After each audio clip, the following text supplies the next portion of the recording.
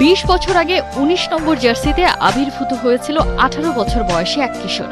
সে হতে চেয়েছিল ফুটবলার, কিন্তু হায়, ঈশ্বর তাকে বানিয়েছেন গড অফ দ্য গেম। সে জিততে চেয়েছিল বিশ্বকাপ, বদলে তার হাতের মুঠোয় গোটা বিশ্ব।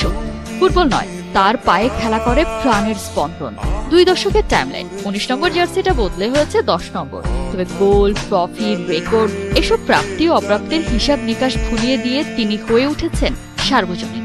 Lionel Messi, the captain, football দুনিয়ার অবিসংবাদিত কে, এল ক্যাপিটান এস দ্য প্লেস। খুশি আর্জেন্টাইন ক্যাপ্টেন। বুয়েনোস আইরেসের শেষ ম্যাচকে সামনে রেখে এজিজা ট্রেনিং সেন্টারে এমনই চিলমুডে হাজির এলামটেন।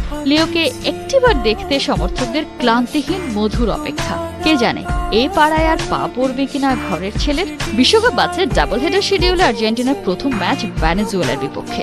ঘরের মাঠে মেসির শেষ ম্যাচ বলে কথা, স্মরণীয় রাখাই চাই। দলের সবাই অনুশীলনে বেশ সিরিয়াস।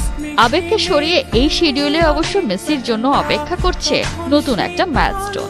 কোয়ালিফায়ারে মেসি এরই মধ্যে অল টাইম গোল স্কোরার। তবে ভেনেজুয়েলার ইকুয়েডরের বিপক্ষে মাঠে নামলে আর্জেন্টাইন সুপারস্টার হয়ে যাবেন সবচেয়ে বেশি বাছাই পর্ব খেলা ফুটবলার। ক্যারিয়ারে 71টি কোয়ালিফায়ার ম্যাচ খেলেছেন লিওনেল মেসি। 72 ম্যাচ খেলা ইকুয়েডরের সাবেক ক্যাপ্টেন ইভান পেস্টের টপার।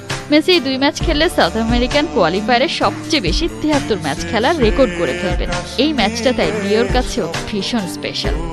হ্যাঁ, এটা আমার জন্য ভীষণ স্পেশাল একটা ম্যাচ, কারণ এটা ঘরের মাঠে আমার ক্যারিয়ারের শেষ কোয়ালিফায়ার ম্যাচ। আমি জানি না পরবর্তীতে আর কোনো প্রীতি ম্যাচ কিংবা অন্য কোনো ম্যাচ হবে কিনা। লিওর ফেয়ারওয়েল গেমে উপস্থিত থাকতে প্রস্তুত 85,000 সমর্থক।